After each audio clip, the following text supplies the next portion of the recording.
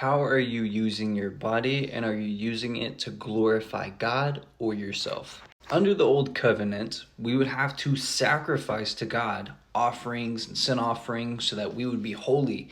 And even Aaron himself, he had to be put on with these holy garments even to stand before the presence of God. He had to be holy and acceptable.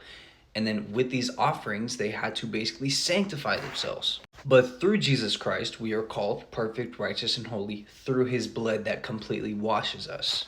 Now, just because that's the case doesn't mean that we should just willy-nilly through life and live however we want and do whatever we want with our body.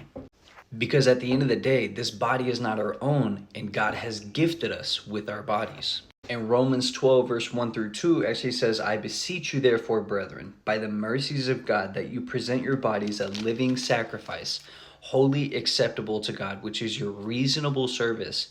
And do not be conformed to this world, but be transformed by the renewing of your mind, that you may prove what is that good, acceptable, and perfect will of God.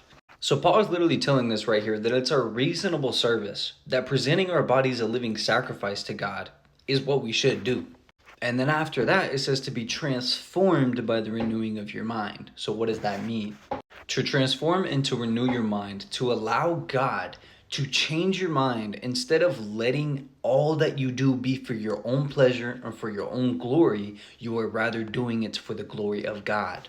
For example, with this hand that God has given me, I can either choose to slap someone or I can choose to hand someone some money. I can either choose to punch someone or I can choose to help someone out with this hand. Same with my tongue. With my tongue and my speech that God has given me, I can either use it to curse someone or I can use it to bless and edify them. Or sexual sin, am I using it to just get as much pleasure as possible, or am I saving that for my future wife?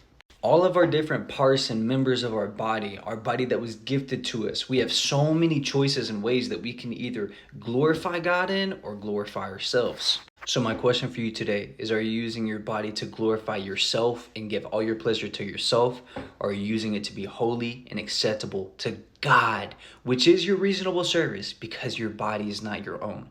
So change your way of thinking, glorify God with all that you do and the best of your ability. And I pray this helps you.